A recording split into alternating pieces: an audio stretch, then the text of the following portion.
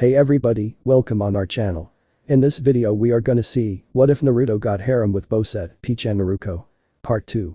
If you are new on the channel, don't forget to subscribe our channel and like the video too. So without wasting any more time, let's start the story. Mizuki was making his way back home after he had spent another night at the bar. This village may be shit, but the alcohol isn't bad. He had spent every night at the bar, drinking his weight in heavy drinks. He would have bragged about the fact that he had killed off the demon brat, but he chose not to say anything, since he thought it was amusing to see Iruka and several others worry about him.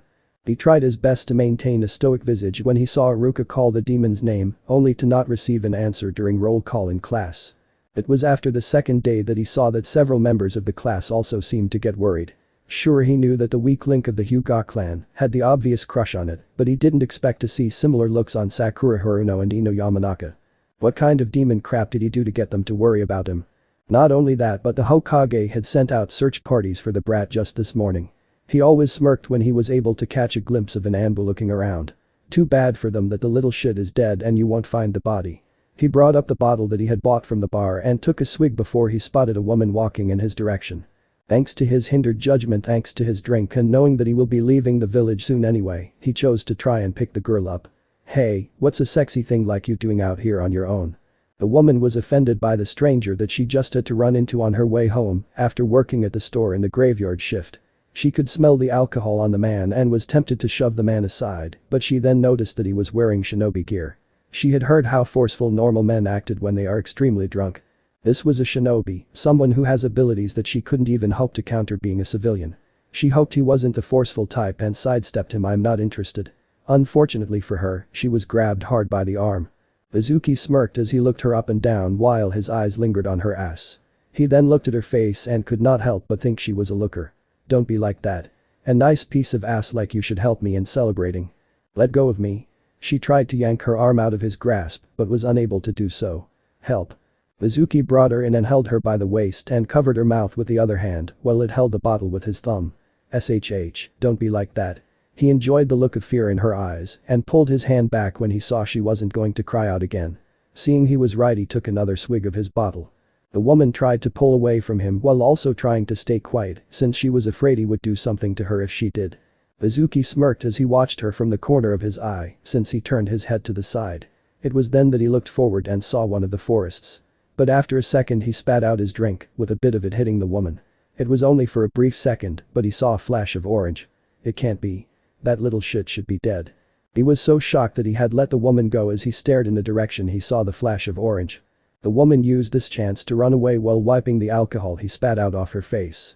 The shock of seeing what could be the very boy he had killed sobered him up enough to focus on that, but forget the woman he was planning on having fun with. He ran into the forest to see if he saw what he thought he saw.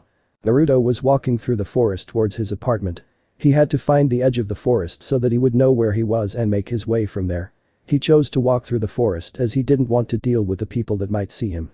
But the thing was that he was in too good a mood to be soured at the fact that he was back in a village that hated his very existence. Naruto looked down at the large egg he had to carry in both arms. His smile would not go away as he thought about the things that happened to him.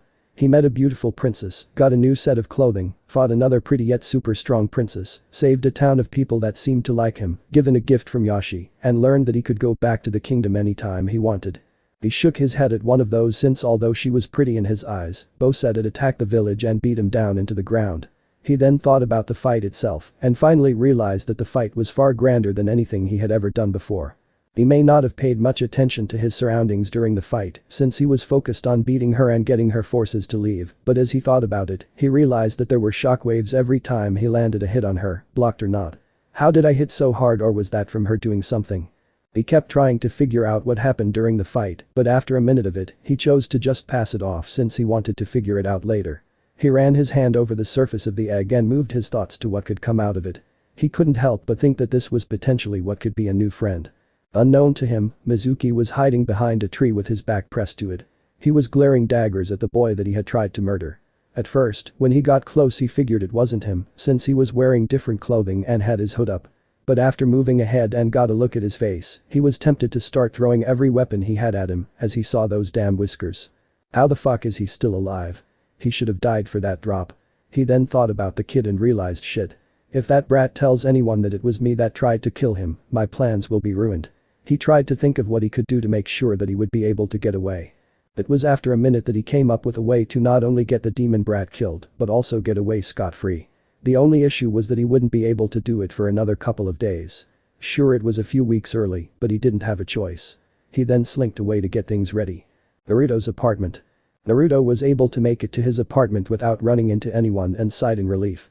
He looked around to see that nothing seemed out of place, which meant that no one broke in while he was away. There was one thing that made him frown though. His flowers all seemed to be wilting. He ran over to the pail he had and used one hand to pick it up and went to the sink to fill it with water. He then went to water the plants to try and revive them as best he could. Once he was done with it, he put the pail down and sat on his dinner table's chair.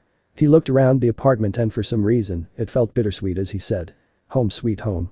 He looked at the egg that he still had in his arms and his bitter smile became more real. Looking up at the clock, he realized how late it was. He got up and moved to his bedroom to get ready for bed. He placed the egg on his bed and got changed into his pajamas while making sure to fold his new clothes and placing them on the dresser he had. He pulled out his weird nightcap and put it over the crown and smiled as it was no longer visible. He still can't help but find it slightly annoying that he couldn't take it off. Forgetting about it for now, he picked up the egg and then laid in his bed with the egg still in his arms. Before he completely fell asleep, he had one last thought. I miss the bed from the Mushroom Kingdom. A few hours later. Naruto woke up from a knocking that he heard from his window. Now he would have ignored it since he figured it might be a bird tapping or something, but it kept going to the point that it was annoying. He sat up and looked to his left to see that an Anbu was tapping on it. He shimmied over, not realizing that he hadn't let go of the egg, and opened the window with a sleepy glare. What do you want, Inu?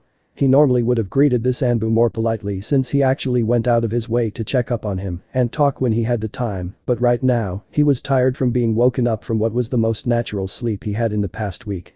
Waking up from being knocked out was not a comfortable feeling, and he had to do it twice in the past week. Inu was a little stunned by the rude question, but it wasn't the worst thing ever said to him. He was glad to see the son of his sensei was back and seemed to be in one piece. But he did notice several things about him. The most obvious being the odd large egg that had rainbow dots around it he had in his arms.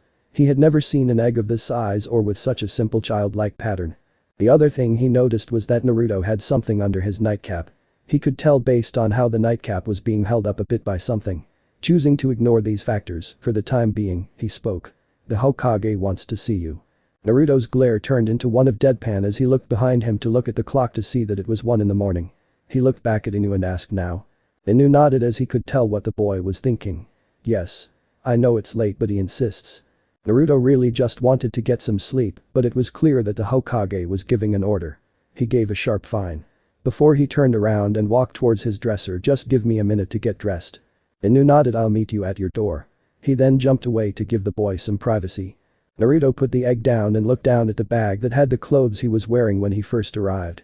He looked between those and the clothes he was given by Princess Peach. He didn't have to think long and put on his new clothes. Once he was dressed and had his shoes on, he looked at the egg that sat on his bed. At first, he thought it would be okay to leave it, but he was afraid that while he was gone, someone could break in and take it or break it. Normally this kind of thought would be considered paranoia, but it has happened before and he wasn't going to risk it. The discoloration on one of his walls was proof as it was broken down and he had to rebuild it. He picked up the egg and made his way to the door, making sure that his hood was up. Half asleep or not, he was still not keen on others here seeing the crown stuck on his head. Once he walked out, he saw Inu leaning on the rail. Inu looked at the boy and behind his mask, he raised a single eyebrow. Nice look. Naruto nodded in appreciation, but he was still half asleep. He locked the door and moved to stand by Inu, who placed a hand on his shoulder. After a second the two disappeared in a swirl of leaves. Hokage office. Hiruzen watched as Inu and Naruto arrived in his office. Good to see you. Well and good, Naruto. Made some of us worry about you while you were gone. Naruto glared at the old man before he yawned. Why couldn't you wait till morning? Why the hell do I have to be up at this time? Hiruzen sighed as he spoke. I'm sorry, Naruto, but no one has seen you in several days. I wanted to make sure that you were alright. Naruto's sleepy glare didn't lessen again. You could have still waited till morning when I actually got some sleep. Hiruzen would have, but he really needed to ask Naruto a few things, specifically about the clothes he was wearing and the odd egg he had. He looked to Inu and said, you may leave. Inu nodded before disappearing from sight. Hiruzen focused on Naruto and looked him over. He made mental notes on the attire. The clothing is much different from any style I have seen in the village. His footwear as well. And why does he have the hood up? Naruto, may I ask you to lower your hood? No. Hiruzen was surprised to hear the immediate decline on this, may I ask why? Naruto shook his head. He was going to keep the crown a secret as long as he could, even from the old man. Hiruzen narrowed his eyes as he could not understand why the boy would decline such a simple answer. Choosing to hold off on the hood, he went into the real questions he needed to know. Naruto, you have been gone for almost a week, and I must know where you have been all that time. Naruto bit his lip as he tried to think of what to say. Here was the man that had made sure that he had a roof over his head and that he had enough money to live as best he could, but that was it. Sure, the Hokage would at times talk to him and be a listening ear at times. Heck, he was allowed to stay in the office when he was younger and play with the old man as much as he could, but when he was 7, that all stopped and it seemed more like he was just keeping an eye on him. He didn't really see the problem with telling the old about the Mushroom Kingdom, but he felt like he should keep it a secret. Not because of something super important, but that he felt like the Mushroom Kingdom was something special and that if he told the Hokage about it, it would lose that. I was with some new friends I made. Hiruzen quirked an eyebrow at the vague answer. Oh, and who might they be? Naruto shifted on his feet as he looked away. They are just friends I made. Naruto, I need you to tell me who these people are. Naruto paused his shifting for a second and turned to Ryzen with his sleepiness fading. Why? Hiruzen steepled his fingers as he spoke. I must know who it was that you interacted with. Naruto now had a hard look. Why do you need to know who I interact with? Hiruzen sighed as he continued. Naruto, you've been gone for several days and when you finally appear again, it is out of nowhere. You are wearing new attire and you are carrying a strange egg. I must know if these people that you have been with are a threat to our village and if they have done anything to you. Naruto did not like the idea of the princess being thought of as a threat or that she would do something bad to him. I just said that I was with some friends. Why do you automatically think that they are bad? Is it because they talk to me? Hiruzen shook his head as he held his hands up in a placating manner. No, Naruto. I am just. Just what? I met some people that were nice to me. All they did was make sure I was okay and they even gave me these clothes as a gift. And the egg? What about it? It was also a gift. Why do you need to know about a gift given to me? He turned his body to keep the egg further away from the Hokage. Hiruzen could see that Naruto was getting angrier and he needed to calm the boy down. It was never good when Naruto got angry as he had heard that Jinchuriki could unleash the Bijuu's power if angered. Naruto, please calm down. Naruto paused and his mind came up. It's something that was still on his mind. If you want to know about where I have been, then why don't you answer me something? Hiruzen was intrigued about this. He needed to know about what had happened to Naruto as the boy was the village's Jinchuriki and he needed to be aware of everything that happened to him. What is it that you want to ask then? Naruto turned to look at Hiruzen and looked the man hard in the eyes. Who were my parents? Ryzen sighed as he should have known that this was what he would ask him since the boy had been asking him the same question for years. Naruto, I've told you. No. All you have ever said to me is asking won't bring back the dead. All I have asked was who they were, what they looked like. Hell, I would be happy to know anything about them. But you haven't told me anything. Not even their names. His angered shout turned into a whisper as he looked down in sadness. He steeled himself as he looked back at the Hokage. You ask to know everything about me, yet when I ask one thing, you never give me a straight answer. You always walk away without telling me anything. Hiruzen glared at the boy as he did not appreciate the tone Naruto was giving him and spoke firmly. Naruto, as your Hokage, I have a right to know as much as I can about my shinobi. Then maybe I should quit trying to be one. Naruto didn't give Hiruzen the time to answer as he just turned around and left the office as he slammed the door behind him. Hiruzen was too stunned to even do anything but stare in shock at the door. He never thought that Naruto would just say something like that, especially with how the boy had always said that he wanted to be Hokage. He slumped in his chair as he looked at the ceiling. He sighed deeply as he couldn't help but internally berate himself for how that meeting went. Sometimes I hate this job. Ironic. He hates the best job used to protect the village he loves. He was honestly worried about Naruto, but he guessed that he was being a little too pushy. If I may, sir. You could have handled that a little better. Hiruzen sighed as he kept his gaze upward. I know, Inu. But I cannot help but worry that someone may have manipulated the boy. We don't know where he was, who he was with and how it was that we could not find him at all. Inu appeared in front of the Hokage desk and nodded as he understood the man's viewpoint. But sir, I understand why you did this, but you have to understand that Naruto is not as strong as you think. Not in the way we are. He takes any form of kindness to heart and if you say anything negative about the axe, he will retaliate. Give him a gift and he will treasure it, no matter how simple. Give him praise and he will feel like he is on the top of the world. Give him an answer to a question and he will see it as the gospel. Hiruzen took off his hat and rubbed his head and looked to Inu. You do your sensei proud for looking out for his son. Inu brought up his hand and moved his mask to show one lone bored-looking eye for sensei. It's the least I can do. And I know for a fact that Kushina would kill me in the afterlife if she found out I didn't do my job. Hiruzen felt a shiver as he thought about what that crazy woman would do to him if he had done any worse than he did, and even with how he was handling her son now, he was sure that he may be nothing more than a head after Kushina was done with him in the afterlife. Keep doing what you're doing since you are better with him than I am. Inu nodded before asking what about Naruto's vocal resignation. Hiruzen sighed again and felt like he was aging thousands of times faster now. I want to say he is free to do so, but as the Jinchuriki, we can't allow that. Inu put his mask back on and turned away. Kushina will destroy you next time you two meet. I know. Inu took a few steps away before looking over his shoulder to ask why don't you tell him about his parents. He more than anyone deserves to know about Sensei and Kushina. Especially since a lot of the time he acts like his mother.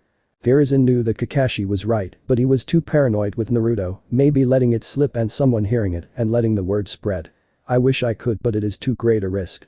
Inu sighed. I would suggest that you let Naruto be for now. He may be forgiving for a lot of things, but I doubt he will let this go for a long time. And with that, Inu shined away. Hiruzen sighed before looking to his right at his crystal ball.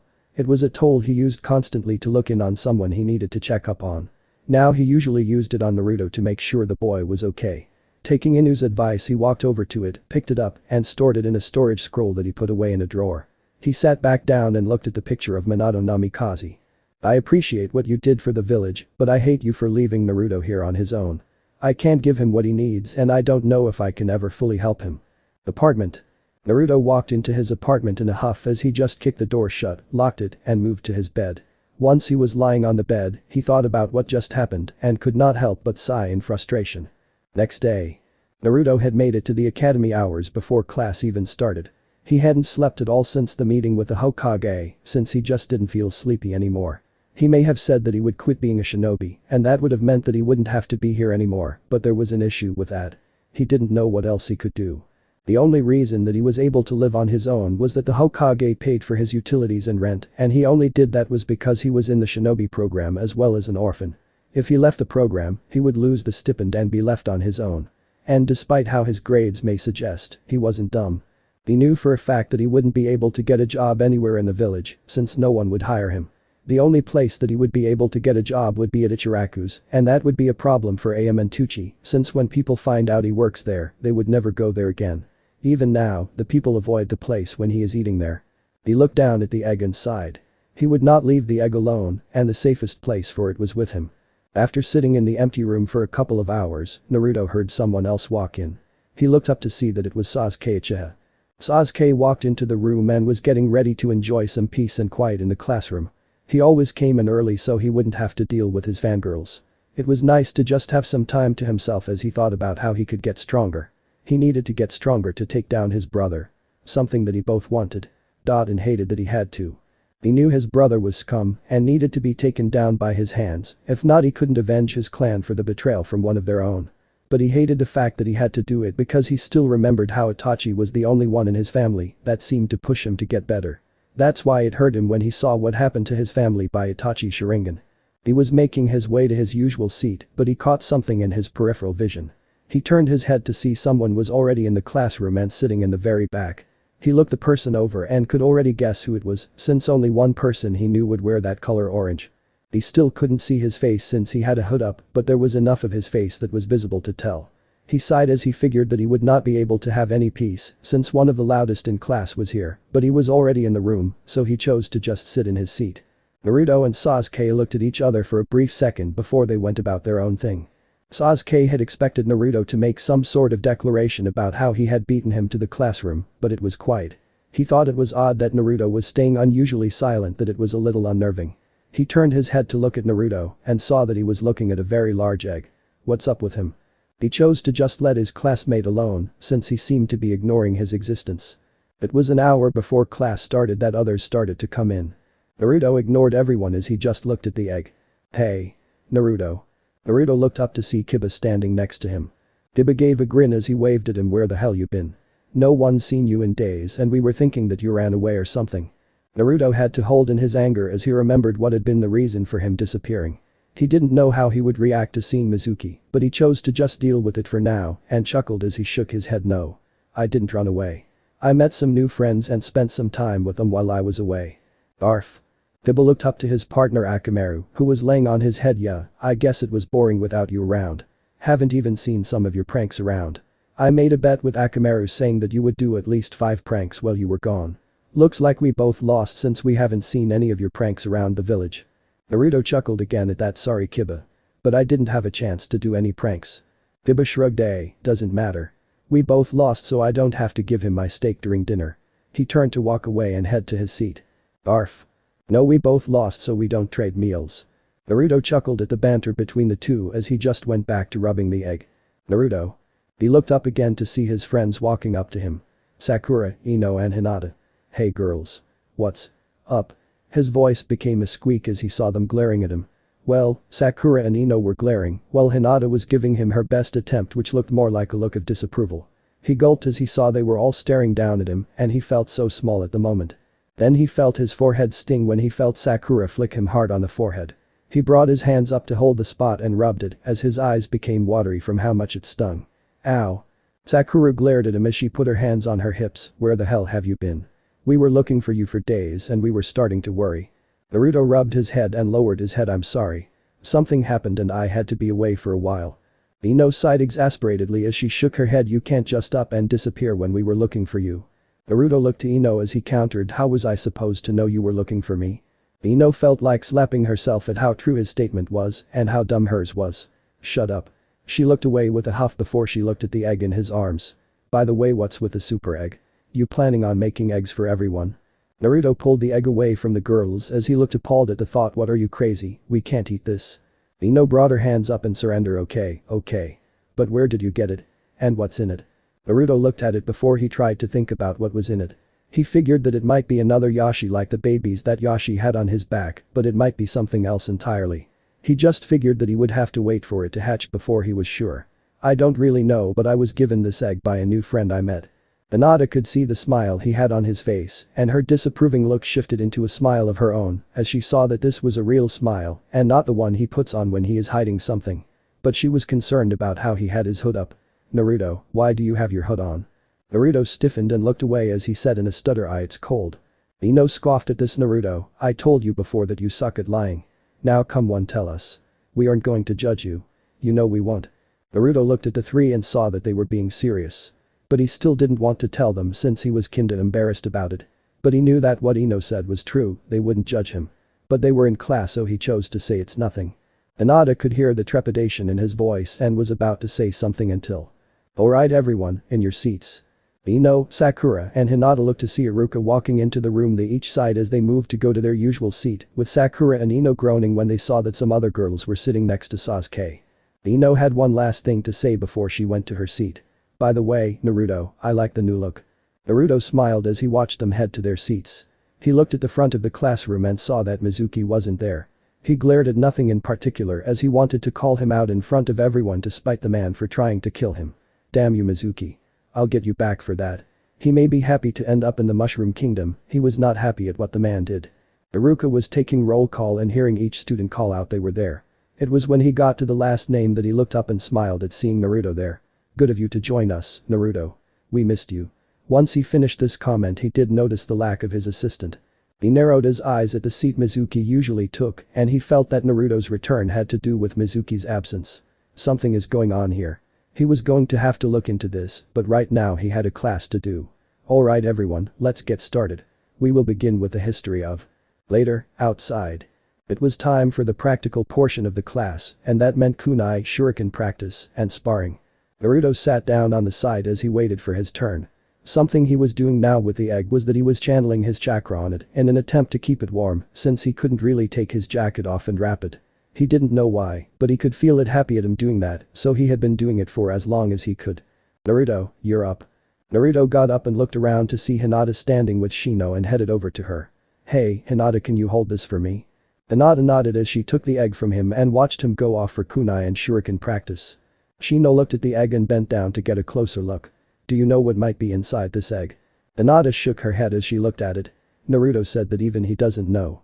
I am curious though about what could come out of it. Shino nodded as he stood up logical. It does have a sense of mystery to it. Hinata nodded as she watched Naruto take the kunai from Iruka. Naruto got into position as he looked at the kunai in his hand and the target dummy he had to hit. He narrowed his eyes as he pulled his arm back and ready to throw his first kunai. He aimed at hitting as close as he could to the center for the most points.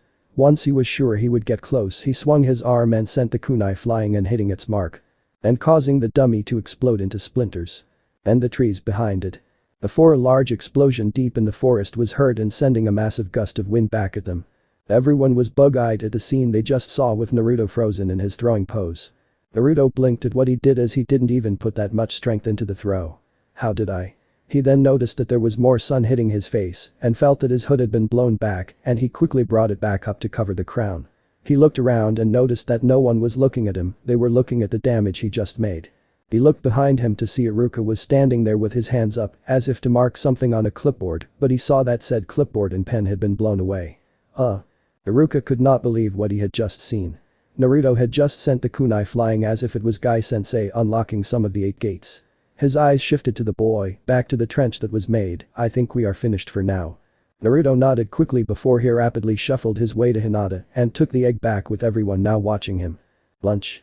Naruto was sitting on his swing with the clan head sitting around him. He wasn't eating since he didn't make himself lunch. Everyone was asking him how he had done what he did in the kunai practice. What he did had caused everyone to avoid sparring with him since they didn't think they could handle a hit of equal strength. Shikamaru looked at Naruto. How did you do something so troublesome to the dummy? That was something I would expect from a jonin, not one of us academy students. Naruto shrugged his shoulders. I don't know. I just threw it like I normally did. Tiba scoffed at that. Oh come on. There is no way that you tossed like normal. We all saw the massive damage you did and when Iruka came back with the kunai, the thing was nothing more than the friggin' hoop. Come on man, you gotta tell us what jutsu you used to send that thing flying. Naruto shook his head. I'm telling the truth.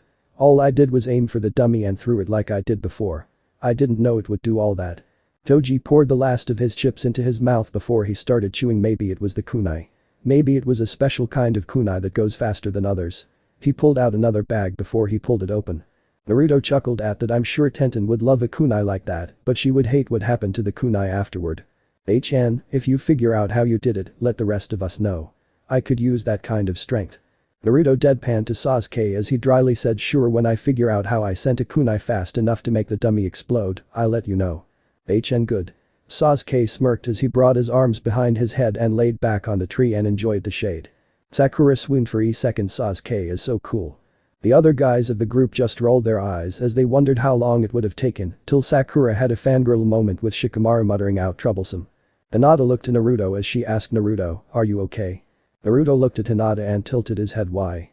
Hinata gave him a stern look as she spoke. Naruto, I know when something is worrying you. And you have been quiet all day, which means that something heavy is on your mind.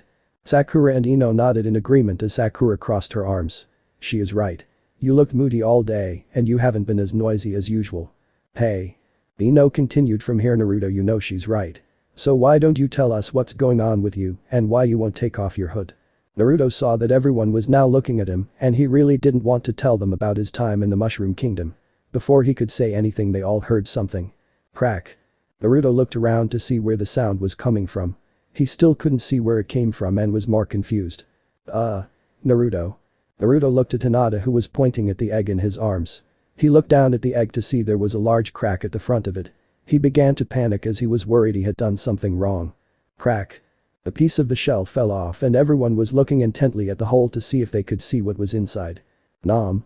Suddenly something shot out of the hole and latched onto the chip that was in Choji's hand. It then pulled back inside. Hey.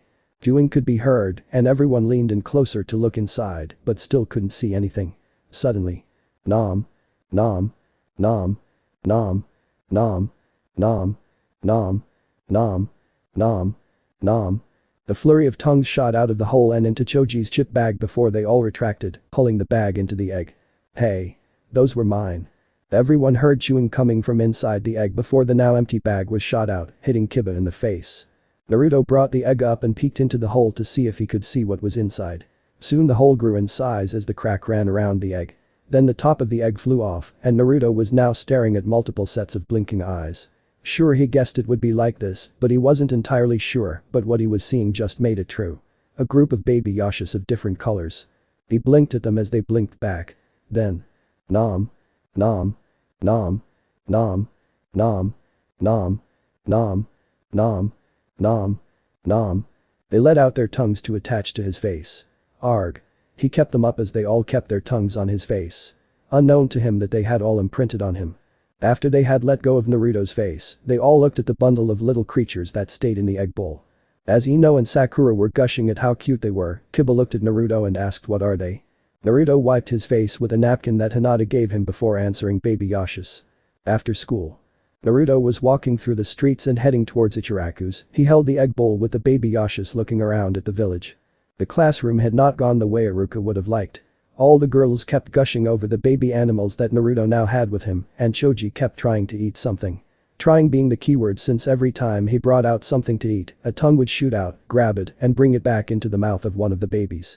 Oddly, when Hinata handed Naruto a rice ball for him to eat when his stomach growled, the babies did nothing but watch. Naruto did end up taking pieces of the rice ball and feeding it to the babies before he ate the majority of the rice ball. Naruto was glad that he had his hood up since the villagers didn't automatically think it was him. It was only when he looked up at them and they saw his face did they change their confused faces into scowls. He saw that he was coming up on the stand and paused as he was afraid of meeting up with Am since he was still afraid she might be mad at him. He took a deep breath before he walked into the stand. Welcome. Naruto looked up to see Am was cooking a pot of ramen and he could see Tucci in the back. He sighed as he got ready for Am to yell at him. Hey, Am. Am paused in her cooking to fully turn around and look at the boy. Naruto. Naruto looked down as he nodded. He put the babies on the stool and took a step back as he bowed. I'm sorry. He didn't hear anything from her and he didn't look up to see her reaction. I didn't mean to do all that when I was here last time and I. He didn't get to finish as Am had moved over to him, brought him up to stand up straight and hugged him. Am held Naruto close to her as she was smiling at seeing him again. I'm not mad at you, Naruto. I was just worried about you, especially since I haven't seen you since then. She pressed her head on top of his and despite the fact that she felt something was on his head under his hood, she held him close. Naruto brought up his hands to hug her back as he had tears coming down his face. Right now he ignored that stupid boys don't cry thing. He felt that happy tears don't count. I'm still sorry, Am. Am smiled at this. I know you are. Tucci was leaning on the door frame that led to the back as he watched a moment between his favorite customer and his daughter. His eyes did shift to the stool to see a bunch of interesting animals staring at the two. What are those? At night. The village was on high alert. Anbu, Jonin, and Chunin were running everywhere from street level to the rooftops looking for their target after they were made aware of what was going on. Naruto Uzumaki had stolen the forbidden scroll from the Hokage's office. The Anbu were all thinking about how the boy had gotten past them in order to get into the office, and it was thanks to this that they realized that there is a gap in between their patrols. It was this gap that the kid had used in order to get in, but the gap didn't last long, so one of the Anbu patrols saw Naruto leave with the forbidden scroll on his back. The one that spotted him had lost sight of him and had alerted all adult shinobi to be on the lookout for Naruto. Naruto was jumping around looking for his student as he couldn't believe that Naruto would actually do something like this. Sure, he was a prankster, but why would he go and steal the scroll? It was a major crime that could get Naruto in very big trouble. He dropped everything he was doing when he got the alert and had spent all night trying to find the boy. After another 30 minutes of hopping around the village, he spotted him and dropped down. Naruto was walking home after he had spent all day at Ichiraku's talking to Am. He smiled at how she reacted to the bundle of baby yashas he had with him and couldn't help but chuckle at how she acted like several of the girls in his class. Gushing at how cute she thought they were. He looked down to see all the babies were now asleep. I guess I should hurry and get home so we can get some sleep. Naruto. Naruto jumped at the fact that someone shouted out his name and turned around to see Iruka jumping down towards him. He looked down to see that the yashas were still sleeping and looked back at Iruka. What's up, Iruka? Iruka glared down at Naruto as he crossed his arms. Naruto, do you have any idea how much trouble you're in? Naruto tilted his head as he had no clue why Iruka was angry at him. For what? I didn't even do anything. Iruka tapped his foot as he shook his head disbelievingly. Naruto, what you did can be seen as a major crime. You could be executed for this, and there is very little I can do. Naruto was a little stunned at hearing this, but was still confused cause he hasn't done anything. Iruka. What the hell are you talking about? Iruka sighed as he answered, for stealing the forbidden scroll. Now Naruto was fully confused about this. I haven't stolen anything. I don't even know what the hell the forbidden scroll is. I was at Ichiraku's all day and I'm only now going home. Why the hell would you think that I stole anything? Naruto felt his anger rise as he hated the fact that he was being blamed for something that he didn't even do. Naruto looked the boy in the face to see if he could see any sign of him lying. After a minute he could tell that Naruto was telling the truth, but that confused him. Why would the report say that Naruto was the one to steal the scroll then? Unless someone must have transformed into you and stole the scroll. He mumbled words as he thought about it, not realizing that he said it out loud. Naruto heard what Iruka said and went wide-eyed at this. Wait. Someone transformed into me and is using me as a scapegoat. He knew he should feel more shocked at this, but honestly, it was something that he felt that someone would do this. Iruka looked stunned that Naruto had heard him and saw the look he had in his eyes. Naruto, don't. He didn't get to finish his statement as Naruto shoved the yashas at him, which caused him to hold onto the bowl. He looked down at them before looking up in time to see Naruto running off. Take care of them for me. Naruto wait. But it was too late and Naruto was off at great speeds. He looked down at the sleeping yashas as he called them and sweat dropped at what to do now. Naruto was hopping through the trees with a large scroll on his back and a mad grin on his face. Heh, it was close, but I was able to get that Anbu to see me and get away. With this, that little brat will be executed and I will be on my way to Lord Orochimaru. After knowing that he was in the clear from any pursuers, thankful that he had taken several risks to get to this point, his want for power got the better of him and stopped. He landed on the ground and put the scroll down as he opened it. Maybe a little peek won't hurt. I deserve to know some of these since I got this earlier than intended. He opened the scroll and began to look through what they had. Some of them were some things that he couldn't do, but there were a bunch of forbidden jutsu that he could use. Now, which one should I start with? Hey, asshole. Naruto looked up in time to see something impact the ground causing a shockwave that sent him flying. He was able to correct himself and land on a tree and looked up to see who it was that caught him. From the dust cloud, Naruto stood up and glared at the impostor that was wearing his old jumpsuit. As he took a step forward he stepped on the scroll that was on the ground and looked at the page to see that it was talking about a jutsu called the Shadow Clone Jutsu. He looked at it and quickly ready how to do it, which to his fortune was one simple hand sign. He looked back up at the impostor and spoke, so you're the one that is trying to get me in trouble. Who the hell are you? Naruto gave a sadistic smoke before he was engulfed in smoke to reveal Mizuki. So the demon brat found me. How the hell did you catch me so easily? Naruto's glare increased at the sight of who it was that was trying to get him in trouble. The very man that had tried to kill him. He flared his nose as he tightened his fist. This is the same forest that you tried to kill me in. I just ran around to look for you and saw you through the trees. Now it's payback time. Haha, like a little demon shit, like you could handle a chunin like me. Naruto didn't care if the man was a chunin. Already fraught with Bowsette who was strong enough to tear him apart. How much more powerful could Mizuki be? He began to walk towards Mizuki ready for a tough fight. Something he didn't know was that Bowsette is galaxies stronger than Mizuki, but he did not know since he still saw himself as the weak genin, and the fight he had with a woman made him think that she wasn't that strong. Just stronger than him. Mizuki didn't like the sight of Naruto walking to him as if the kid wasn't walking to his death. He sneered at him before he came up with a good idea that would cause the kid some trauma. Hey, kid. Wanna know why the villagers hate you?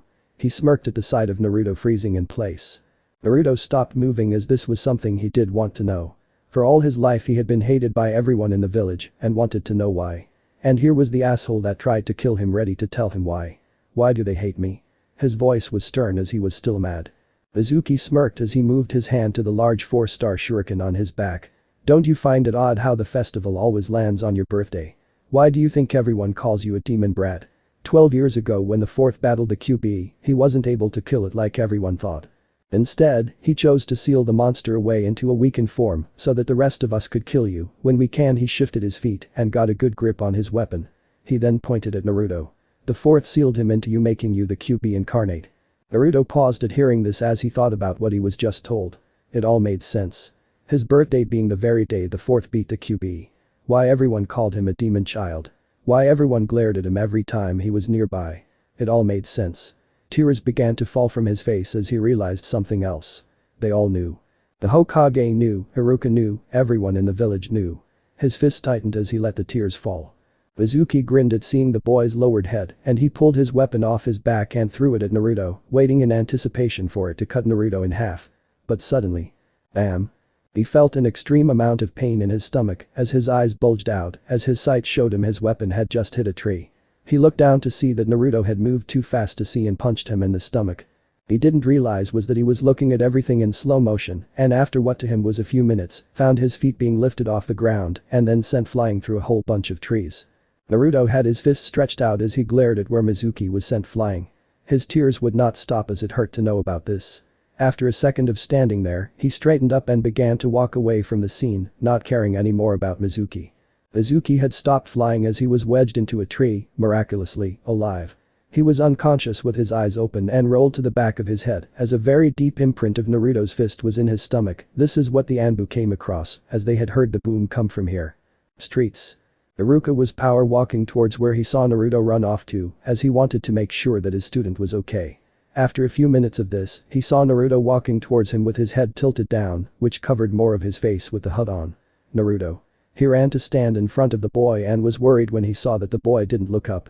Naruto didn't look up at the man as he did not want to deal with anyone right now. He brought his hands up and took the yashas from Naruto before he began to walk away towards his home. Naruto was even more concerned when he could tell that something was very wrong with Naruto. Naruto wait. He saw that Naruto did not even slow down and he was left standing there. Naruto. Apartment. Naruto had made it to his apartment without running into anyone. He moved to his bed and gently took the yashas out of the egg bowl and placed them on his bed before he gently laid down with them. Throughout all this, the tears kept falling and he really didn't want to deal with anything right now. He just wanted to get some sleep and forget this day ever happened.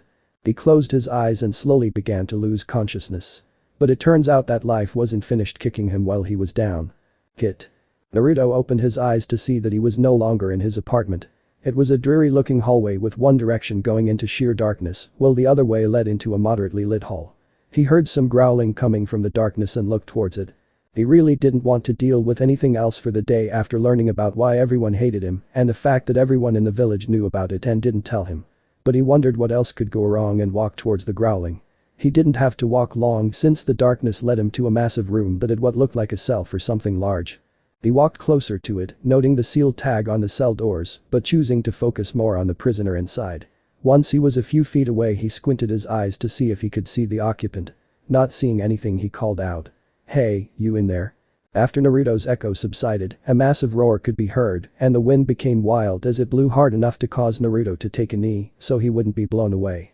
As Naruto got back to his feet, he was too slow to avoid the massive furred hand that wrapped around his body, leaving only his shoulders and head free. He was then lifted into the air and brought into the shadows that parted as he got closer, and he was now face to teeth with what he could see to be the nine-tailed fox. "You stupid idiotic ninja." The scream was so loud and forceful that Naruto had to close his eyes as his head was pushed back. He tried to straighten his head, but the QB wasn't done. "Do you have any idea what you did?" "No, of course not, because you're too stupid to catch up on context. I'm so tempted to send you flying through the mindscape before slamming you into the ground. Maybe after a beatdown, you will finally gain some brains, and maybe after I do that I can get that stupid looking accessory off your head." Naruto was finally able to open his eyes, with his hair stuck in a blown back position, and he blinked at the furious look of the QB. "Don't me. You should be on your hands and knees begging for my forgiveness and thanking me for what the hell I have been doing all this time." The QB stopped and was now panting as he flared his nostrils as he tried to calm his fury. Naruto waited a few seconds to see if the QB had anything else to say, but after 30 seconds he quietly asked, "Can you put me down now?" The QB glared at him and was tempted to squeeze the boy and treat him like a stress toy. But he opened his hand and let the boy drop. Naruto may have landed on his feet, but the shock at being yelled at by what was sealed inside him caused him to stumble before falling on his ass. He looked up to the glare of the QB. "So. You're the QB." The QB scoffed. "No, I'm the happy fairy that will grant your every wish. Of course I'm the QB." Naruto winced as he was not used to being yelled at by someone this powerful before. He rubbed his ears to get them to ease up in the ringing. "Okay, so why are you so mad at me? What? You pissed off that you are sealed inside me or something?" Naruto gave a challenging smirk, but it dropped with the QB's next words. "I don't give a damn about being sealed into you." Now the boy was confused. "Wah. You think I don't understand why I was sealed inside you? I understood that the damn fourth had no other choice. Do I like the fact that I'm sealed inside you? No way in hell. But I am not going to be pissed off at you about that, since you didn't have a choice in the matter, seeing as how you were what? A couple of hours old."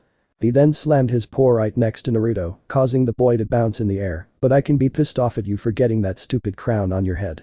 Naruto brought his hand up to the crown and looked at the fox with his own glare. "Hey. I didn't ask for this to get stuck on my head. And what do you care? This thing is stuck on my head. Not yours." The QB snarled as he bared his fangs even more. "I care, because that stupid thing is affecting not only you but me as well. I've been using my power to keep it from going any further. Not only am I keeping the stupid effect from doing anything to me, but you too. You should be grateful I'm even doing that for you. If it was just me, I would have no problem keeping it from doing anything, but it is working on both of us. It's why it is taking you so long in healing. Think, when was the last time it took you so long to wake up from being beaten up and tired? Naruto understood now why he healed so fast from his injuries and why he barely ever got tired. Wait, so you're the reason I heal fast? QB rolled his eyes. Of course I'm the reason. But now that I am focusing most of my power on the effect, your healing has slowed down considerably. He then sat down as his tail swayed behind him and he crossed his arms. That stupid crown did have some benefits to you. He pointed to a corner of the room which Naruto looked at and saw what looked to be a solid iron sewer line with a blue glow to it, and just next to it was a crystal clear glass one that had bright sparkling yellow energy swirling inside as it flowed through the pipe. That yellow energy is a new form of power. It is much different from chakra and I have no clue what you can do with it, but what I do know is that it's because of that energy that you were able to throw that kunai like it was thrown with my chakra, and then some. He sighed as he laid back down. You might have to go back and ask that princess you're smitten with about this power and what you can do with it. Naruto turned red at the insinuation as he fervently denied it. What? No. No, I am not smitten with Princess Peach. The clearly visible smirk on the large fox was getting to Naruto, who said I was just talking about that one. Naruto now felt like his head was about to pop with how much blush he had. He pulled at his hair as he turned away to hide his face. Shut up. I don't know what you are talking about. The QB chuckled at this. I'm inside your head, kid. I know what goes on inside it. He enjoyed how Naruto was trying to hide his panic and blush. He felt that he should keep the fact that those two weren't the only ones he was smitten with, since it seemed that he wasn't even aware that he was. The only reason that he brought up the two princesses was that they were the latest. But there was something else on his mind that he felt could be beneficial to the kid. Kid. There's no way this big fuzzball is right. Kid. He's just being an annoying pest, that's all. What could he know? He's just a dumb animal. A tick mark could be seen on QB's head as he watched the kid walking back and forth on a tangent. He tried to keep his patience as he called out again. Kid. And there is no way I could like them. I mean, I only met them and there is no way I could like them that fast. Yeah. It's just the stupid QB talk, stupid stuff that goes on through that stupid head of his. Patience lost. Listen to me when I'm talking to you. The shout sent Naruto flying until he hit the bars upside down. He slid down to the ground until his head was tilted on the ground and his feet dropped in front of him. He blinked as the ringing in his ears lessened and he looked down, up, at the fuming QB. What? QB was so tempted to hurt the boy in front of him and he had the chance since Naruto was on his side of the bars. But he withheld himself from doing so since he still wanted to explain something to the kid who needed to be alive in order to hear him. There is something else that you need to know. He saw he had the kid's attention and continued. I have seen your life since I have been with you for all of it. I know you have an attachment to Konoha, but I ask you, now that you have a chance at having a better life, why not take it? Naruto was still on his head as he heard this. His eyes began to shift to anything other than QB's face. He thought about what the fox said and could see the truth in them. Yes, he had an attachment to the village, but in the very small amount of time he had spent in the Mushroom Kingdom, he had found more enjoyment there than here. He could very well pack up and leave, and if he was getting this right, based on what the princess said, he wouldn't have to worry about anyone following him. It was only thanks to the crown that he was able to go back and forth between Konoha and the Mushroom Kingdom. He shifted so he could be in a sitting position and look down at the ground. He brought his hand up to the crown and ran his finger on the cushion on it. I could just leave. Say goodbye to all the people here and make a new life in the Mushroom Kingdom. The QB eyed the boy as he listened to him. He was glad the kid was now aware that he had an escape, but he could tell there was a but coming up, so he let the kid speak. But. I still have things here that I don't want to leave. They may be small things, but I don't want to leave them behind. Even if I could come back. It would cause problems for me. He thought about the issues that his leaving would cause. With how the Hokage acted when he was gone for only a few days, if he left for a long time, he might not be able to leave ever again. He might be guarded every minute of his life. He just didn't know how he should see the Hokage now. The old man always seemed like he would be there to look out for him, but what if it was just because he held the QB? Naruto figured that he would just wait and see if he could trust the Hokage. Trust was something he rarely gave, but that could be because of how he had been treated. QB could see that the boy still had a strong enough attachment so that he wouldn't just up and leave. For a second, he felt like he should yell at the kid for being an idiot for not finding a better living, but he knew more than even Naruto himself that the boy was fragile. His split psyche could attest to that. Naruto may get frustrated, but anger was something that Naruto subconsciously suppressed. So much so that it has made a dark version of Naruto deep inside his subconscious. It was so deep that Naruto could live his whole life not knowing. In fact, he figured that it was one of the reasons that the mushroom people thought he had a pure heart. It might be that instead of being pure of heart, it might be more of the lack of negativity in said person's heart. With Naruto separating the negativity, it might have tricked the crown to latching onto him, since Naruto is in that sense pure. Something interesting had happened though to this dark Naruto. The crown had chiseled away at this darkness. Not enough to get rid of it, but it had taken a good chunk of it away. The issue was that as long as he stayed in this village, that darkness could regrow. QB sighed at this. Fine. I just wanted to make sure that you are aware of your options. Naruto nodded at the large fox. He then got up and smiled at the fox. Thanks for healing me all this time and letting me know what I could do, QB. Kurama. Naruto looked confused at what was just said, but the QB elaborated. My name is Kurama. As I've said before, I don't blame you for this situation I'm in, so I don't see any harm in you calling me by my name. But you better not tell anyone else. I have not given my name to anyone else but you, so you better not break that trust. He didn't fully know why he gave his name to Naruto, but he figured that it was because he liked the kid. He has spirit despite the fragility of that spirit. Naruto smiled at this. Sure. I promise not to let anyone else know. He got up and was about to walk away, but he remembered something that was said earlier. Hey, hold on. What was that thing you said you were stopping from happening? Kurama smirked as he thought this was going to be amusing. He lowered himself to be closer to Naruto. For now, I will keep it to myself. Unlike the other secrets that have been kept from you, this one will reveal itself eventually, and when it does I might be able to do something about it. Naruto glared at the fox and hopped up to the top of his nose. Hey. Why the hell won't you tell me? Kurama smirked at the boy because, as the people of the village say, I'm evil. With that he said, Kurama used his power to send Naruto out of the mindscape, but not before giving a warning. And try not to use chakra so much. It will cause it to come faster. Naruto's apartment. Naruto shot his eyes open to see that he was back in his room. He looked to his clock to see that not even a minute has gone by since he dropped on his bed with the baby yashas all around him. He would have shot up from this, but there was the blue yashi baby on his chest that had tucked its legs in as if it was a chicken on a roost. He couldn't believe that only a minute had passed since he started the conversation with Kurama, but the tears he had shed when he tried to get to sleep were still there. It was then that his previous emotions of betrayal and sadness had hit him once again. He sighed as he laid his head back on the pillow. A chance at a better life in the Mushroom Kingdom. Maybe I should one day. He closed his eyes, trying to get the feeling of betrayal out of his heart. He closed his eyes as he thought, wonder what it would be like. Hours later. You got nothing, you useless axe of shit. Wham. Mizuki spat out a glob of blood as he was hit in the head by one of Ibiki's men. He lifted his head as he glared up at the members of the T&I department. He dangled in his spot as he had shackles on his wrists that were chained to the ceiling and another around his neck that was chained to the ground. His ankles were held to the ground by restraints, so the only thing he could do was stay on his knees as his upper body dangled from the ones on his wrist. He couldn't use any chakra since each of the restraints had seals on them that sealed it away. Slam. The next hit to the face had knocked out 5 of his teeth that clattered on the ground. 5 teeth, huh? Either you have gotten stronger or this weak little bitch is as tough as he thinks. The man then moved to the side to reveal a smirking Anko Mitarashi as she chewed on a dango stick. For someone that talks a lot of shit, you don't have the strength to handle it.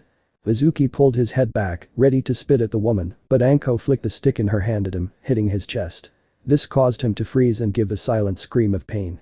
The interrogators chose to ignore hitting in the chest, since from what they gathered, Naruto had hit him so hard that all of his ribs had shattered. His internal organs were not spared either. Most of them were barely functional after that punch had caused massive bruising and shredding. It was a miracle that the man had even survived the hit, let alone the trip to the interrogation room. The reason that he wasn't constantly in pain was that they had pumped him so full of drugs that he should be numb to damn near anything. One of the medics had even told the rest of the department that the man wouldn't even last 5 hours and the man's time was running out. They had already gotten everything from the man's mind thanks to Inoichi Yamanaka, who had entered the unconscious man's mind and learned everything. His killing of comrades on missions, selling secrets to bandits that were on the road so that he could get some of the profit off the merchants, and his plan to take the Forbidden Scroll and join one of the village's biggest traders, Orochimaru. That led to his clear sabotage and attempted murder of Naruto Uzumaki. Mizuki had been placing small gain jutsus on every one of the tests that he gave the boy, knowing that the boy could not tell there was one. He had given poor instruction and taught him bad form, sending older kids to attack him as a way of getting extra credit and all the while acting as if he was a friend ready to help. An investigation team had been sent to the very spot that was where the pipe, as that Mizuki used to try and kill Naruto, but there was no sign of it ever being there. It was just a small clearing with clean green grass. Then there was him revealing one of the biggest secrets the village had tried to keep and get Naruto in trouble by using him as a scapegoat. Anko for one didn't like the fact that the kid was kept in the dark for his burden. She was ostracized by the villagers as well, but at least she knew why they hated her. Sure, it didn't make things easier, but it helped her understand why. But the kid was kept in the dark for all his life, and she felt that it would be worse if you didn't know why. Anko smirked at the man kneeling in front of her as she had timed this right. The drugs were wearing off, so he was starting to feel the pain. Heck, she would bet that just breathing would be agonizing for the man. To correct what you said earlier, we have everything we need to end you. Inoichi went into your mind while you were knocked out, and we learned every dirty little secret you had in that messed up head of yours. Including you revealing an S-rank secret, one that is punishable by death. Anko looked at the man and saw that he wasn't even responding. Wonder if the pain has numbed you to the world around you. Oh well, doesn't matter if you get the fact that you will die. It's still coming no matter what you try, if you can even try anything at all. Anko was now mocking the man as she wanted to rub salt on all the wounds the man had, even if he couldn't hear them. It was then she snapped her fingers as she remembered something. Oh, I almost forgot. She pressed a button on her collar and spoke, "Send him in." After a minute, there was a knock on the door, causing the woman to walk over to it. She looked back at the man and smirked. "You have a visitor." She opened the door to show Iruka walking in. She motioned for one of the other interrogators to pull out a chair and placed it in front of Mizuki. Anko looked at Iruka and spoke. "You don't have much time. I would make it quick and short." She motioned for everyone to vacate the room, leaving Iruka and Mizuki in the room alone. Iruka sat in the chair left for him as he looked at the now dangling man. He took a deep breath before he clasped his hands together and leaned on his knees. "I guess I should feel bad about losing a friend, but with what I learned, I guess we never were. With everything that we learned, we will have to shut the class down for screening. Kids will probably love that since it's a vacation from class. During that time, I will be going over all the tests that were given to Naruto and see if I can distinguish his actual level of knowledge. If every test he had taken was altered so that he would fail, then how many other of his classes had done the same? There are still some things that are being put into the mind dive report, so I don't know if you had anything to do with it, but now we know something is up. Naruto will be given a fair chance as everyone else." Mizuki twitched at the saying of Naruto's name. "I guess I'm at fault too for not realizing something was going on sooner. I still need to talk to Naruto since there seems to be something bugging him, and as his teacher, I will do my job right." He got up from his seat and looked down at the man. "I would end this with a goodbye, but I would only do that to my friend. Yes, I don't have to do it then, since with how you saw things, we were never friends." He turned to leave but paused at the door. Without turning around, he said, "I'm going to make sure that your plan to sabotage Naruto fails." And with that, he left the room, leaving a man that grit his teeth in pain and anger but was unable to speak as the pain was too immense. Mizuki felt his anger rise, causing his pain to increase. That little shit deserves to be dead. He's the QP. Why the fuck does these people let that monster live? He should be strung up from his neck and killed. If it were me, I would do the job myself. These weak-ass Konoha shinobi don't know the meaning of what needs to be done. They. Morning. Num num num num num num num num num. Naruto woke up to the feeling of several slimy things impacting his face. Arg. His eyes shot open before he wiped his face off with his hands. He looked down to his stomach to see that every single Yashi baby was looking at him. He blinked a couple of times as they did the same as him. Naaya. Naruto watched as they all opened their mouths, making this noise. It didn't take him long to realize that they were all hungry and he needed to feed them. He sighed as he wrapped his arms around them to pick them up and moved to head to the kitchen. He had to stop at the door since his arms were full. He tried using his foot to turn the doorknob, but he was having trouble keeping his balance. He stopped as one of them used their tongue on the doorknob and opened the door. He looked down and saw that it was the red one that did it. He smiled at them as he moved out the door. Smart little guy. He made it to the kitchen and placed them on the table and was about to get them something to eat until he realized he had no clue what to give them. Great. What do Yashis eat? He went into the kitchen, leaving the babies on the table as they stared at him. He looked at them before he opened the fridge and looked at what was inside. There wasn't much in terms of things he liked. There were fruits and vegetables, some sandwiches that he hadn't had the chance to eat. He figured he should try and find out what they like and grab the fruit and vegetables and sandwiches. He then moved over to the cabinet to see what was there. Much to his luck, there was a large packet of rice balls that he had bought some time ago. Rattle. Naruto pulled away from the cabinet to look at the babies and saw that they were all still at the table. He eyed them to see if they had done anything, but when he saw nothing, he shrugged and was about to continue looking, but he noticed something. On his table was a bowl of fruit that he usually put there to at least make the apartment look nicer. Issue was that it was gone. Bowl and all. He bent down, making sure he didn't drop the food and looked under the table to see if it was dropped to the ground. Not seeing it, he stood up and tilted his head. Where did it? Or Naruto witnessed the yellow yashi spit out the very bowl that was meant for his table. He gawked at the bowl as he couldn't believe that it came out of the baby, especially since the babies were only just smaller than the bowl itself. For a second he figured that the yashi had eaten the whole bowl of fruit, but the light blue, orange, and red yashi spat out banana peels, pineapple leaves, and apple core. Naruto stared at what was spat out and sweat dropped. Guess they all ate the fruit. Nom nom nom. Then the ones that spat out the fruit pieces shot out their tongues to eat what they spat out sans the bowl. Guess they eat fruit. He put the vegetables down as he wasn't sure if the rice balls were still edible to them. As he walked towards them, they all shot their tongues out and grabbed one fruit each before they pulled them back into their mouths. He watched how the food seemed to just disappear inside them before they all squealed happily at what they had just eaten. Yes, I have a reason to buy fruits now. After Naruto had gotten his own breakfast of milk and toast, he grabbed the egg bowl and moved to the babies that all jumped into the bowl for him to carry them. He moved to his front door and paused as he remembered what he learned yesterday. He sighed sadly as he looked down, but not looking at the Yashi babies, but rather through them. All the hatred they have for me is just cause I hold the Kaiu. Kurama. Sigh, I don't want to go, but I don't know what else to do. Dottie stood there for a few minutes without moving until he felt something nuzzling his face. It was then he saw that the baby yashas had climbed on top of each other so the orange yashi could nuzzle his face. He saw the sad look that they all had and felt guilty that his sadness was making them sad. He smiled at them in gratitude. Thank you. He would have pet them, but since his arms were holding the bowl, he instead kissed the orange yashi's nose. Thank you all. He looked at the door with the black yashi using his tongue to open it. You guys. Chirp. And girls haha are the best. He left his apartment to head to the academy by using the alleyways to stay hidden from the public eye. Academy. Aw, they're so cute. Ino picked up the purple yashi and nuzzled it on her face. Naruto, can I have this one? Sakura, who was petting the pink one, perked up at this as she looked at Naruto. Hey can I have this one? Hinata stopped playing Banzai with the violet one, moving its arms up and down, and looked to Naruto expectantly, almost pleading with her eyes. Naruto deadpanned at the girls as the boys chuckled at this despite the fact that they each were doing their own thing with a baby yashi. Kiba was watching Akamaru sniff the red yashi who was sniffing back at the pup. Sasuke was having a staring contest with the black one. Shino was examining a forest green one. Joji was keeping his bag of chips away from a golden yellow one. Shikamaru was in a seat trying to nap as the baby blue yashi looked at his sleeping head and looking at his head hungrily. Naruto sighed as he looked down at the few that were napping on each other. He could tell that his friends seemed to be getting attached but he couldn't let them go. Not only that, these babies were given to him in good faith so he can't. Sorry girls but I don't think I can. As if sensing the dropping mood of Naruto, all the yashas turned away from the one they were with and hopped over to Naruto and piled on him. He laughed as they began to lick his face, though the ones that were sleeping grumbled as they did not like the fact that they woke up. The girls giggled at this while the boys laughed. The other kids were watching the group of clan heirs as they wanted to go look at the cute babies, but they were close to Naruto, which kept them away.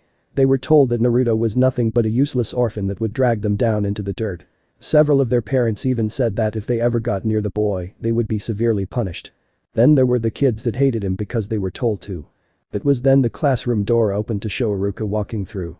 Everyone moved to their sweat so they could start the lesson. Iruka walked until he stood in front of his desk. Okay everyone. Normally I would tell you all that we will be starting the usual lessons and prep for your graduation. However, recent events. He looked over to Naruto and met his gaze, but Naruto just turned his head away to look out the window. Iruka internally sighed as he figured that something like this could happen. Naruto had just found out about being the container of the QB, and with how the boy acted when he ran into him on the street the previous night and how he reacted just now, it only made sense that Naruto felt betrayed. Have caused us to have to delay the graduation test.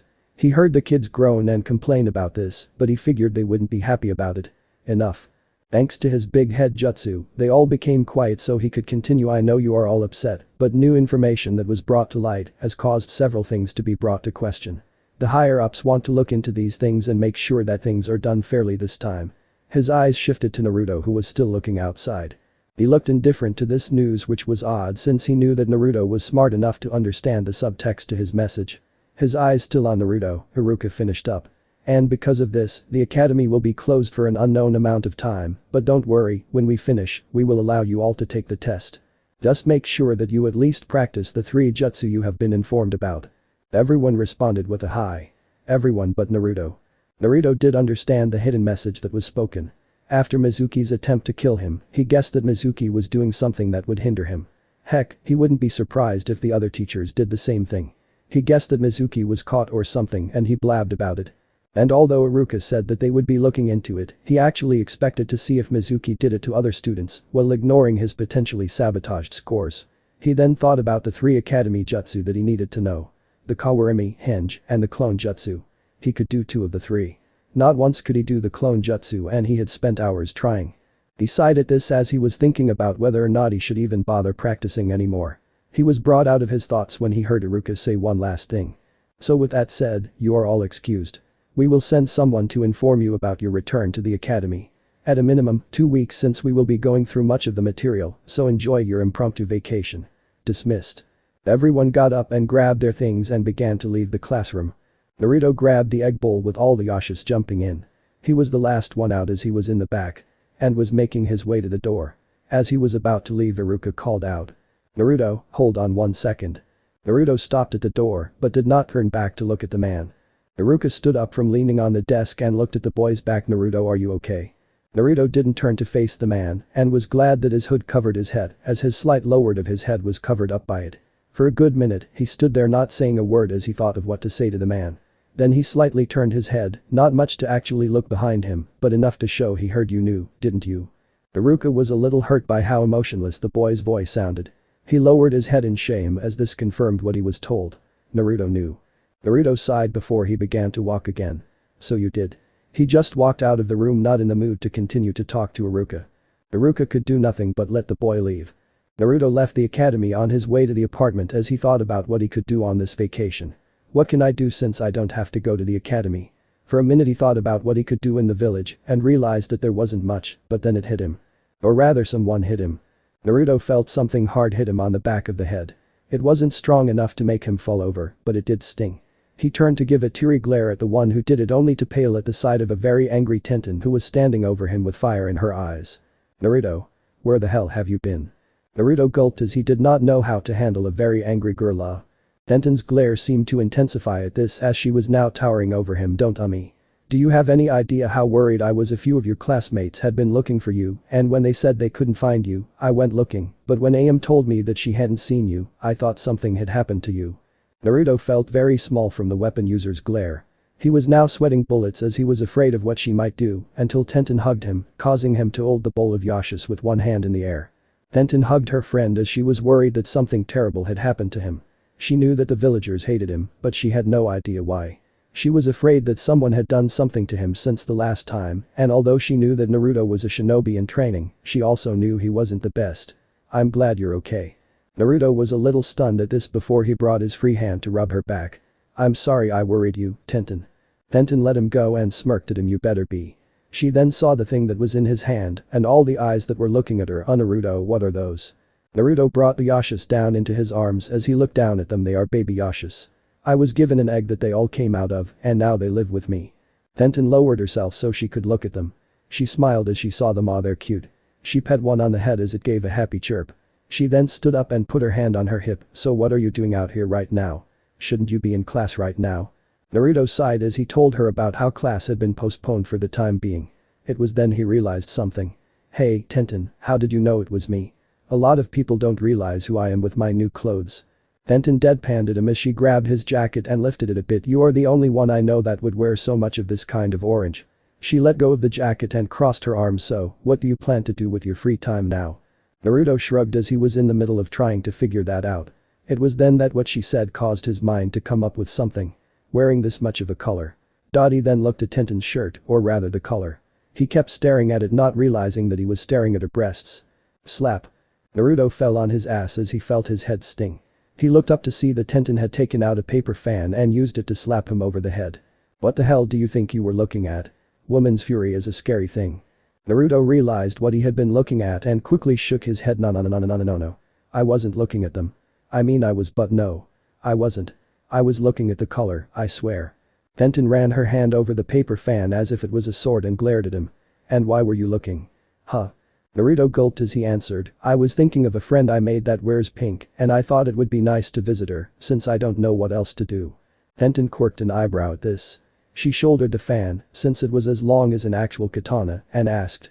You made a new friend? Who? She asked in curiosity since she knew that Naruto tends to tell his other friends about any new friend he makes, but this was the first she heard of it. Naruto got to his feet and spoke. I met this new friend while I was away. In fact, I was with her all this time. Tenten gained a teasing smile as she looked at him. And you were with her all this time? Naruto could see where her thoughts were going, and he dropped his face into the bundle of yashis as a way to hit his face with all of the yashas nuzzling his hair. It's not like that. Tenten. Tenten smiled as she teasingly said or it isn't. She put away the fan before she smiled at the cute sight of the odd animals nuzzling his head. When do I get to meet her? Naruto's head jolted up with two yashis on his head. What? Tenten rolled her eyes at this. Come on, Naruto. You made a new friend and I want to meet her. Is that so hard? Naruto's eyes shifted everywhere but at Tenten and couldn't help but think I never thought about bringing anyone with me when I go. I don't know if I'm allowed. He looked at Tenten and continued, but Tenten is one of my oldest friends. Maybe I could. He shook his head before answering the girl. I don't know if I'm allowed to, but I might ask next time I see her. She might let me meet her. Tenten nodded as she poked him on the nose. You better, Naruto.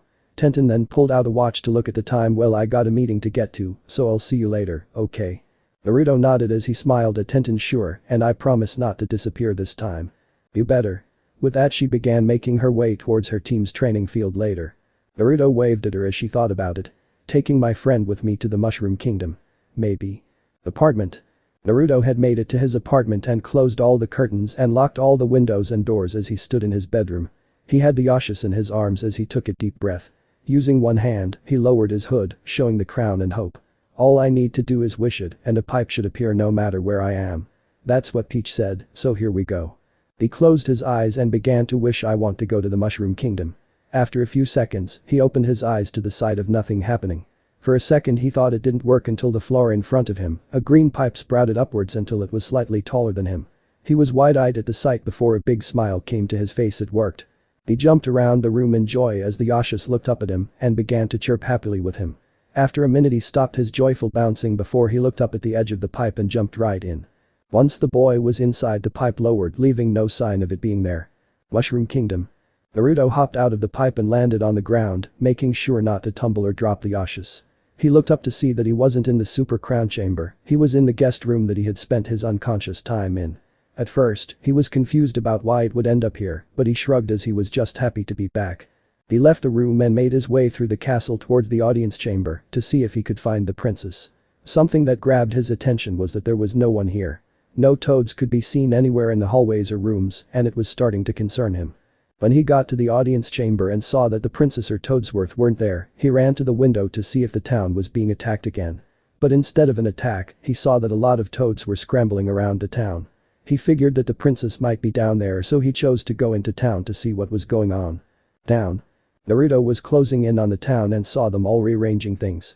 He twisted, turned, and hopped over toads as they were running around with cheers and smiles. He was glad to see that there was no trouble, but he couldn't see the one he was looking for. Naruto. Naruto turned to see Princess Peach making her way towards him. He smiled at her as she grew closer. Princess Peach. The princess made her way to him before she wrapped her arms around him and brought him into a hug. I'm happy to see you again. Naruto blushed as his face was pressed onto her breasts. He had to hold the yashas to the side with one hand as he was brought into the hug. He could not help but notice how soft her breasts felt and how nice it was to be hugged by her, not in a perverted way. He looked up and smiled. It's only been a couple of days, Peach. Peach smiled at him before placing a gentle kiss on his forehead, and I am still happy to see you.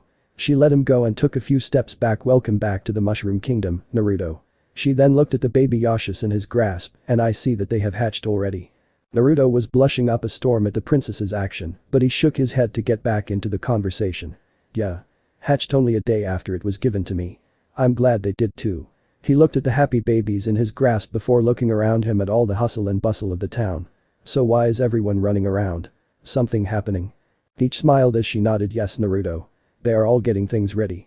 She walked forward past Naruto, who was looking at her curiously. What are they getting ready for?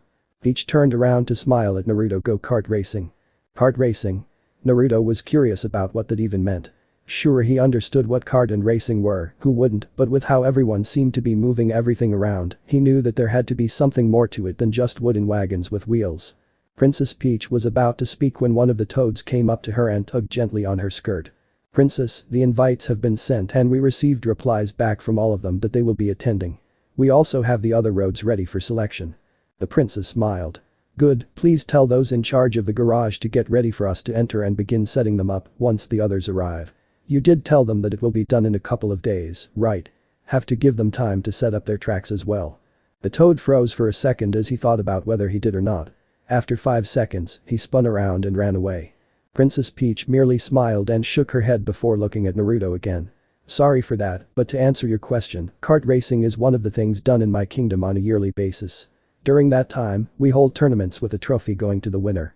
But there are times when we just feel like we should have some fun, and it was decided that we should go with kart racing this time. We have other things we could have done, but this one won out." She looked to the side and ordered a group of toads that were carrying thin panels somewhere. "Have those set up on the third wide turn and programmed as boosters." "Yes, princess." Naruto looked around at the toads and could feel the excitement. "Can I join and watch?" Peach raised an eyebrow at the question before she gave a small smile. "Of course. You are more than welcome to watch since we are getting many visitors from other kingdoms." Naruto was intrigued as they began to walk through the town. "Really? Like who?" Peach put a finger on her chin as she thought about the ones that were invited. "Well, we have some from the haunted forests, some from Dinosaur Island. There are also those from Daisy's kingdom coming to visit since she will be participating, and there are those that are coming from D. Well, didn't think the runt would be showing up after the beating I gave him." Naruto spun to the side to see the one that spoke and scowled at the sight of the villainous blonde. Peach sighed before looking at her. "Do you have to antagonize him during his visit, Bowsette?" said Dark Princess shrugged. "Pretty much, since it's fun to see him get angry but know that he can't do anything about it." She took a sip of her drink as she was sitting at one of the outdoor tables of one of the restaurants in town. Naruto bit his tongue as he knew that she was right, but he hated it. It was as he looked at her that he saw that she was wearing something slightly different from the outfit she was wearing when they fought. Now, instead of the short skirt, she was wearing a ballroom skirt much like Peach's, but still black with some gray pattern on the hem and a hole for her tail to come out. She also had a dark gray corset around her stomach with a symbol on the back of it. "What the hell are you doing here?" Bowsette put down her drink and smirked at him. "I'm taking part in this whole thing, so it only makes sense that I come here to check things out." Peach sighed again. "It is also because you are helping out with the setup since you already have your courses set." "Guilty." She got up from her seat and chugged the last of her drink before she dusted of her skirt. "Sometimes I hate this dress." Once she was done, she jumped over the fence and landed in front of the two. She bent over Naruto, making sure to give the boy a view of her assets. She smirked as she saw him blush heavily from her action. This runt is too easy to mess with. "So, is the runt going to take part in the kart racing?" Naruto shook his head before looking up at her. He scowled at her before responding. "No, I am just going to watch. Besides, I never did it before so. You would lose in the first race and out of the running in record time." She stood up to her full height as she waved her hand dismissively. "Yeah, you would never be able to take part in this." Naruto tightened his hold on the egg bowl, and what is that supposed to mean? He went cross-eyed as she pointed at his face. "You got no skill. I doubt you would even know how to drive one of the vehicles we use." She chuckled as she pulled her finger back and out of reach of his mouth as he tried to bite it. "You can just be part of the audience and watch how all of us have fun." "I'm going to be part of it." This caught Princess Peach by surprise. She was shaking her head in exasperation at Bowsette's antagonizing attitude. She was brought out it from Naruto's statement. "Naruto." Bowsette merely smirked at him. "You really think you could even be part of it? All you would do is make a fool of yourself." "I'll show you. I'll race and beat everyone in it." Bowsette's expression softened for only a second before she gained a mischievous smirk. "Yeah, I bet you will. In fact, I'll make a little wager for you." She brought a finger up to his face. "If you are able to make it in first place of the whole thing." She moved her finger from his face to the crown he had. "I will tell you what that thing was supposed to do to you." Naruto brought a hand up to the crown and thought about it. He remembered the fox telling him that the crown was doing something to him, but that the QB was trying to stall it. He wanted to know since it sounded like it would be something he wouldn't like. Peach stepped forward in order to stop this. Bowsette. "Deal." The two women looked at the boy and saw him have a determined look on his face. "I'll beat everyone and you are telling me what this thing is doing to me." Bowsette got a victorious look on her face as she held out a hand for him to take. She gripped his hand in a handshake, solidifying the deal. "I look forward to seeing how you do." She turned around and began to walk away.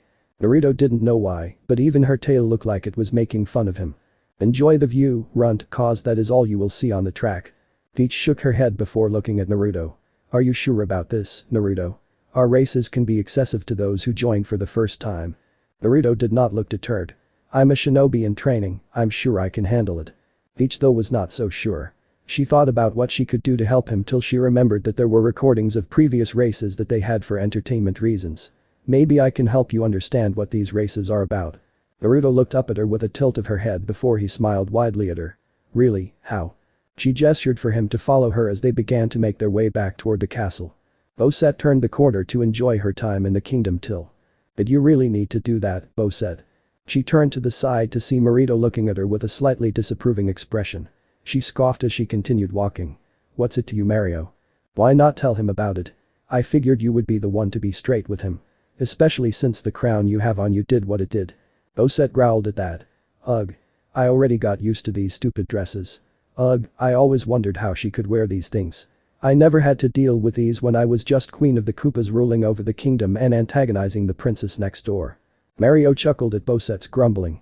Was still a surprise to use when you told us you were female from the start. I mean, with a voice you had an attitude.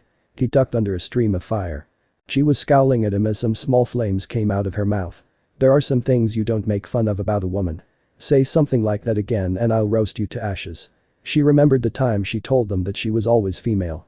Their shouts of disbelief and comments on how masculine she seemed when she was just a large Koopa pissed her off. Mario took his hat off his head and blew out a small flame on it before putting it back on and readjusting it. At least the only thing you had to get used to was the dress. She growled as she turned around and walked away. She was done with this conversation. You should just tell him. She paused and looked over her shoulder. And why haven't you? Mario shrugged. Princess Peach doesn't want to burden him with that knowledge. Especially since it hasn't happened. If it doesn't happen then it would be useless information that might make him worry. He readjusted his hat and turned around to walk back to the town fountain. And maybe it would be more meaningful from you who was cursed by it. She watched him leave before grumbling to herself. I hate that plumber. She thought about what he said and shrugged. I might tell him anyway, but it might be more fun just to tease the runt. Naruto was stunned by the clips that he was watching on a large screen in the castle. They weren't full videos of the tracks, but clips of the best moments in the previous races. He didn't know what to think. At first, he thought it would be simple racing with probably metal carts. What he didn't expect were metallic vehicles that were moving on their own and tracks that looked like they would be crazy to drive through. What did I just get myself into? Bleach could see the look of shock on his face and almost giggled as he was also holding one of the Yashi babies in his arms as if it was a lifeline. The baby didn't seem to mind as it seemed to snuggle into his chest. The others were sleeping off the meal she had brought them as Naruto watched the video clips. Once the screen turned off, Peach walked up to Naruto. Do you still want to take part after watching all that? Naruto shook his head and looked down in thought. He felt more trepidation in joining the race. Not once had he ever seen those vehicles so there would be no way he would know how to use them. But then again, no one knows anything at the beginning, so the best he could do was pray to Kami, he would be able to get some really good dumb luck. Taking a breath he looked at the princess. I said I would join and I will. And I'm going to win. Peach smiled at his determination, but it turned into a frown. She moved closer and cupped his cheek. I can tell you that you won't get hurt in the race, since there is star power used to make sure that no one is hurt from all the dangers on the tracks. It's one of the things I am in charge of in all of the tracks. So you don't have to worry about that. But. She took a deep breath as she figured that she could just tell him what they were keeping a secret. If you want, I can tell you what the crown was meant to do to you. This got his attention as his eyes widened. I know I should have told you earlier, but since it didn't happen at first I thought that it might not happen. But there might be a chance it is only being delayed. If it does happen, I don't want you to be surprised at the change. Naruto was about to say that he wanted to know, but after a bit of hesitation, he gave his answer. No, that's okay. Peach was surprised as she was sure that he would want to know about it.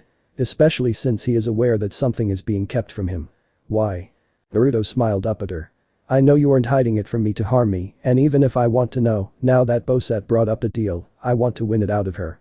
He then gained a mischievous smirk. And it can be good motivation for me to beat Bowsette and rub it in her face. The two laughed at that, both thinking that it would be good payback for her attitude. The Yashi babies woke up from the laughter and grumpily looked at the ones that were making the noise. Naruto noticed the glare and smiled apologetically at them. Sorry.